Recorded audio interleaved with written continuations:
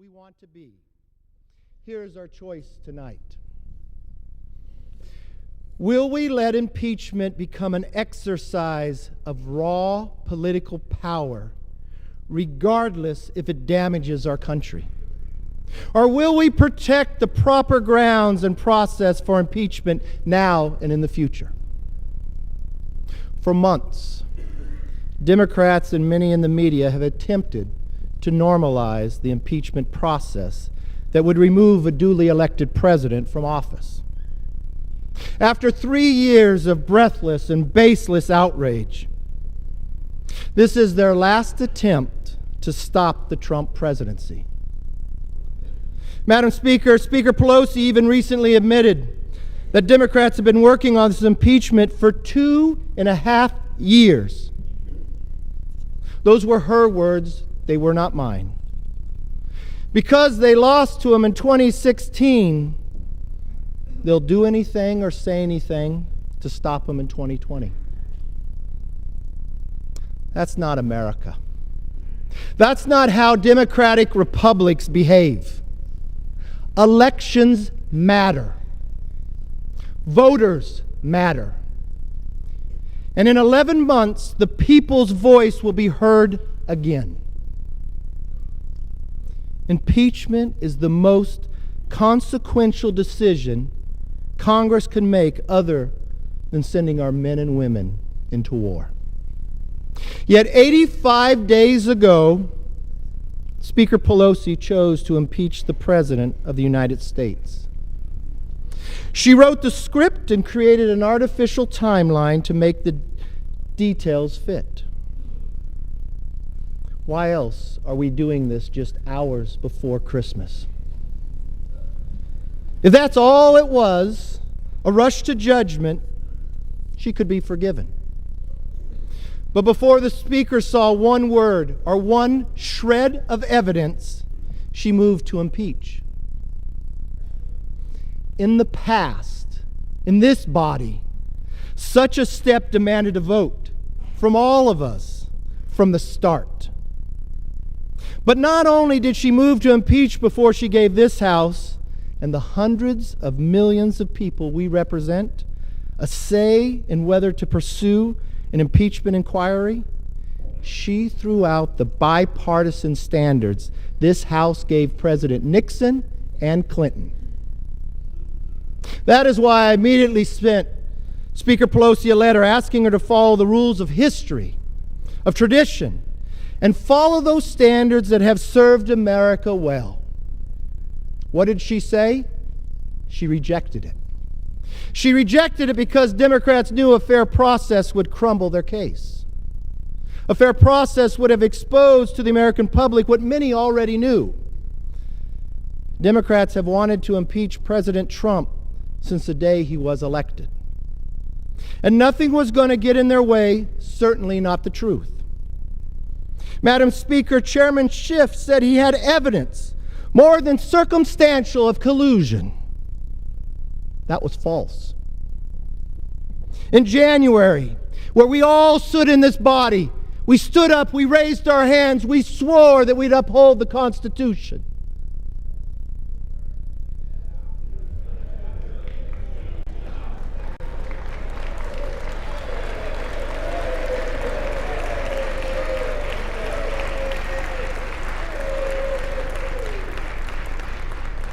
And a few mere hours after that, Congresswoman Tlaib said she was going to impeach the mother effer.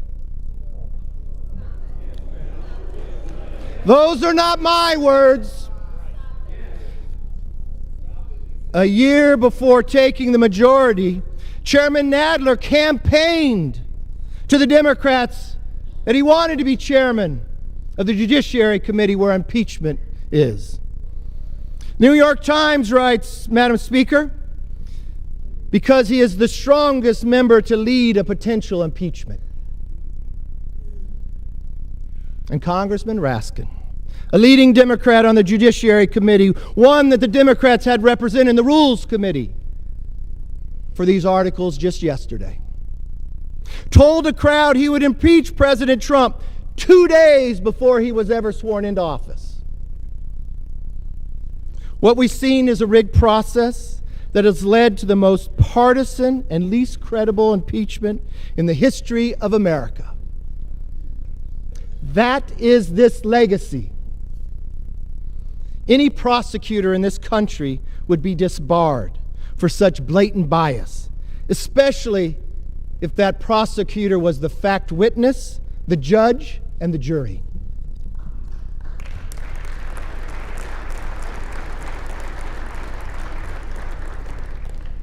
Madam Speaker, Democrats haven't just failed on process, has also failed on evidence. I've heard a lot of debate on this floor today, but I haven't heard one member of this body dispute this simple fact. President Trump provided lethal aid to Ukraine. It came before the call, it came after the call, and it continues to this day. President Trump provided Ukraine tank-busting bombs. The previous administration, they gave blankets. This is the truth. Meanwhile, the Democrats' case is based on second-hand opinions and hearsay. Simply put, there are no grounds for impeachment.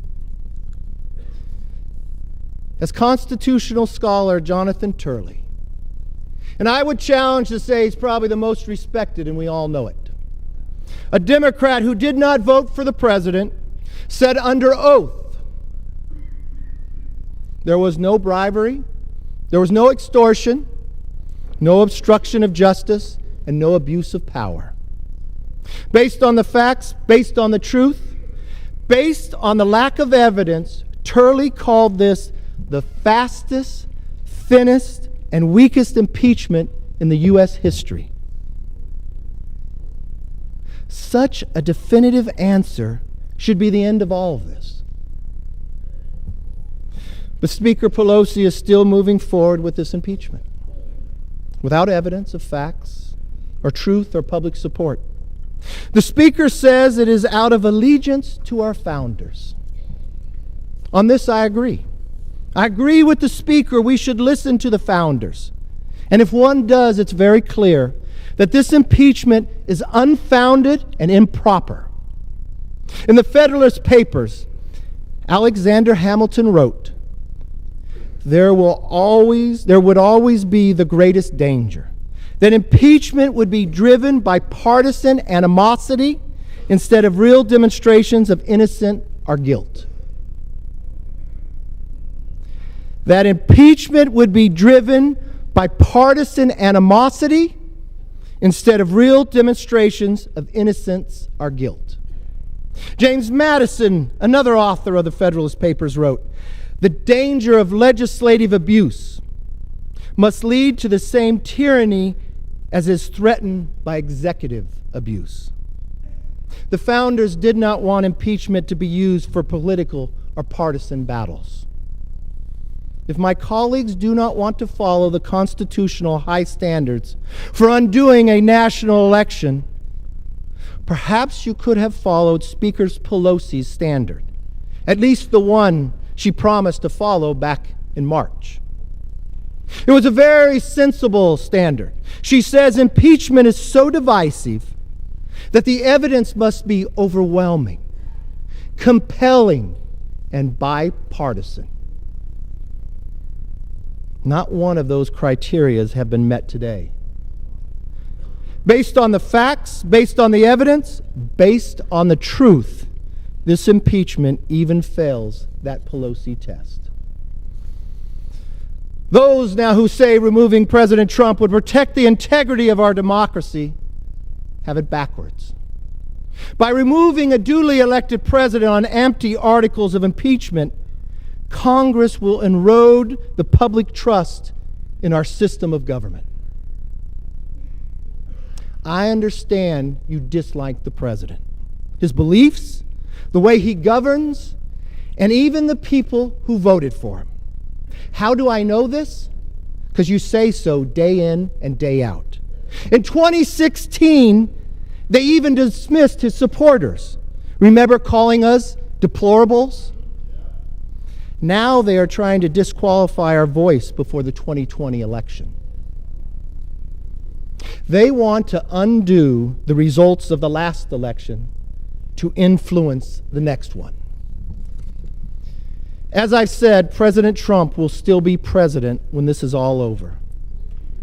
But Congress will have wasted months of time and taxpayers' dollars on impeachment rather than doing what America's people want us to do. It didn't have to be this way. Is this why we came here to serve? To trample on due process rights? To issue more subpoenas than laws? To appease the new Democrat socialist base?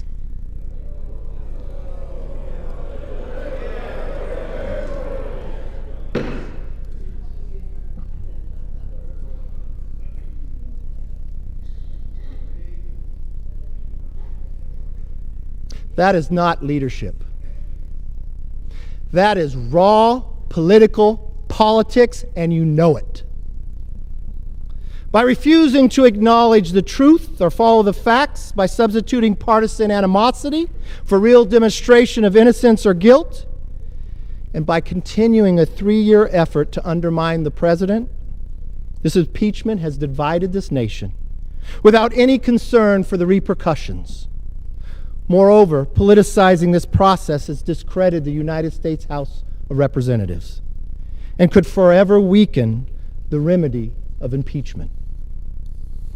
To again quote Professor Turley, "It is the Democrats' rush to impeachment on these grounds with unfair procedures that is an abuse of power." History will write that. Madam Speaker, as I said at the beginning, we face a choice. Do you trust the wisdom of the people, or do you deny them a say in their government? Fortunately, the people will have the opportunity to speak up and render their verdict in 11 months to my fellow Americans. To my fellow Americans, if you approve of the way of this House has conducted their business, if you want to see your tax dollars go forward to endless investigations, support this impeachment. But if you want to restore a working Congress, like the previous Congress that listened to you and worked to bring the best economy in this country has ever seen,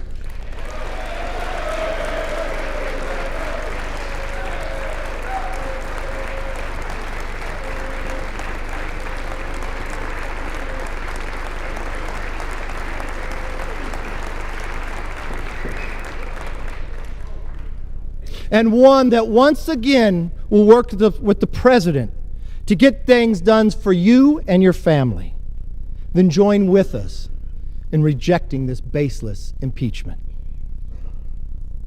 That's what's wonderful about this system of ours. We are a government of, by, and for the people.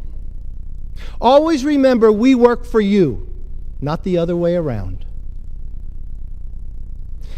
Now, I will say this stronger and with more conviction than I have ever said it before.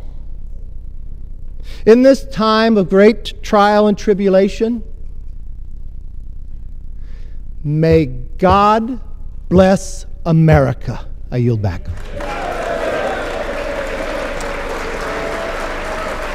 Speaker, I yield back. Gentleman from California is recognized. House will be in order. Gentleman from California. Madam Speaker, I recognize myself for the remainder of our time. Gentleman's recognized. Madam Speaker, my colleagues, after 8 hours, let us return to where we began with the articles themselves. Article 1 charges the President of the United States with abusing the power of his office by coercing an ally into cheating in a U.S. election on his behalf. It charges the President of the United States. It charges the... Be in order. The gentleman has a right to be heard. It charges the President of the United States. The gentleman shall suspend. Gentleman may resume. It charges the President of the United States with abusing his power by withholding official acts, by withholding a White House meeting that the President of Ukraine desperately sought to establish the support of his most important benefactor, the United States, by withholding hundreds of millions of dollars of military aid to a nation at war in order to get that nation to intervene in our election by smearing his opponent. That is the gravamen of the charge in Article 1. And what is the defense from my colleagues? Now, I've listened carefully to my colleagues for the last 8 hours, and I have to say, it's been hard for me to follow. But it amounts, I think, when you cut through it all, when you cut through all the sound and the fury, signifying nothing, what it really amounts to is this: why should we care? Why should we care about what the President did to Ukraine? Well, first of all, we should care about our allies. We should care about Ukraine.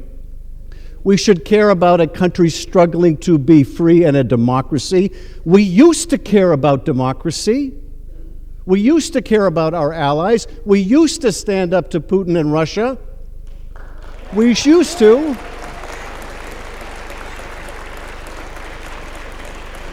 I know the party of Ronald Reagan used to. Why should we care about Ukraine? But of course, it's about more than Ukraine. It's about us. It's about our national security. Their fight is our fight. Their defense is our defense. When Russia remakes the map of Europe for the first time since World War II by dint of military force, and Ukraine fights back, it is our fight too. And when the President sacrifices our interests, our national security for his election, he is sacrificing our country for his personal gain. That is the gravamen of Article 1. Article 2. Article 2 charges the President of the United States with obstructing the Congress, with denying the Congress any witness, any document, by telling all of his administration people, you will not appear. You will ignore a co-equal branch of government. And what is the defense to this from my colleagues? Again, it is, why should we care? He is the president of our party. Why should we care if he ignores this Congress? Well, I remind my friends that he will not be the last president. There will be another president. And you may be one day, although you do not act like it, you may one day be in the majority. And you will want to hold a president accountable. And what will you say when that president says, you are a paper tiger, you have no oversight, I can ignore your subpoenas? What will you say? What will you argue? Well, no, that was different. Then we were in the minority, then it was a Republican president. Will that be your argument? Is that how little faith you have in our democracy, in our Constitution? Is that how poorly you defend and uphold that Constitution? But finally, let me ask this question that overrides it all. Why should we care about any of this? And I will bring you to one conversation that came to light, because it's not the most important conversation, but in many ways it is the most revealing. It took place on September 14th in Ukraine, when Ambassador Volker sat down with Andrei Yermak, the top advisor to Zelensky. And he did what he should do. He supported the rule of law, and he said, you, President, you, Andrei Yermak, should not investigate the last president, President Poroshenko, for political reasons. You should not engage in political investigations. And you know what Yermak said?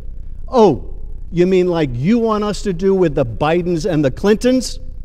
And in that abrupt, brutal retort, we see why we should care. Because what he was saying is, you, America, have forgotten what it means to uphold the rule of law. You have forgotten what it means to say that no one is above the law. We are a struggling democracy, but even we know better than that. What is at risk here? What is at risk here is the very idea of America. That idea holds that we are a nation of laws, not of men. We are a nation that believes in a rule of law. When we say we uphold the Constitution, we are not talking about a piece of parchment. We're talking about a beautiful architecture in which ambition is set against ambition, in which no branch of government can dominate another. That is what it means to uphold the Constitution. If you ignore it, if you say the president may refuse to comply, may refuse lawful process, may coerce an ally, may cheat in an election because he's the president of our party, you do not uphold our Constitution. You do not uphold your oath of office. Well, I will tell you this, I will uphold mine. I will vote to impeach Donald Trump. I yield back.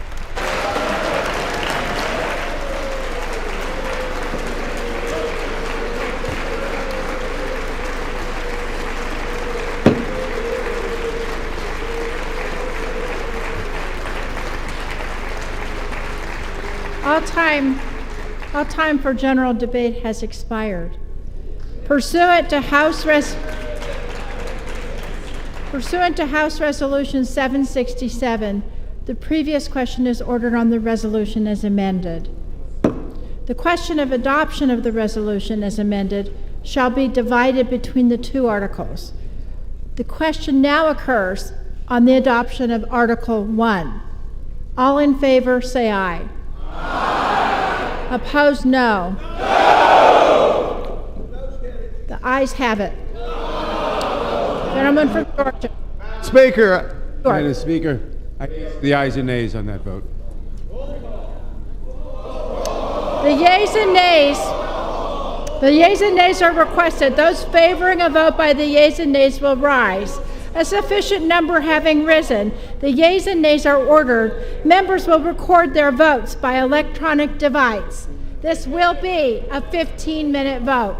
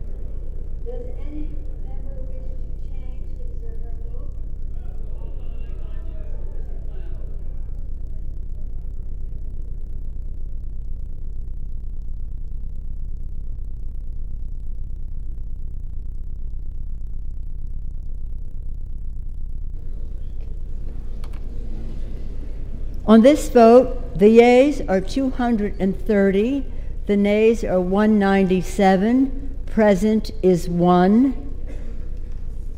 Article 1 is adopted. The question is on adoption of Article 2. The question is on the adoption of Article 2. Those in favor say aye. Aye. Those opposed, nay. No. The ayes have it. The ayes have it. For what purpose does the gentleman from New York seek recognition? For what purpose does the gentleman... Madam Speaker, I ask for a roll... For what purpose does the gentleman from New York seek recognition? I ask for a roll call vote. A recorded vote is requested. Those favoring a recorded vote will still rise. That will be in order. A sufficient number have arisen. A recorded vote is ordered. Members will record their votes by electronic device. This is a 5-minute vote.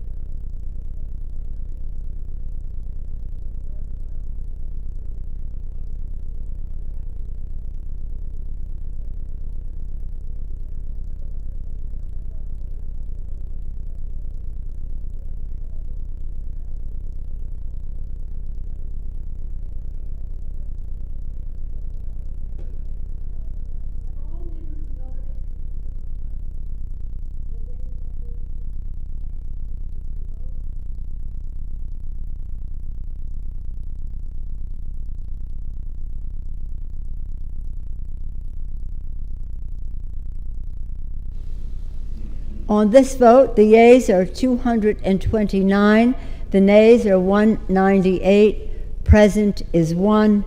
Article 2 is adopted.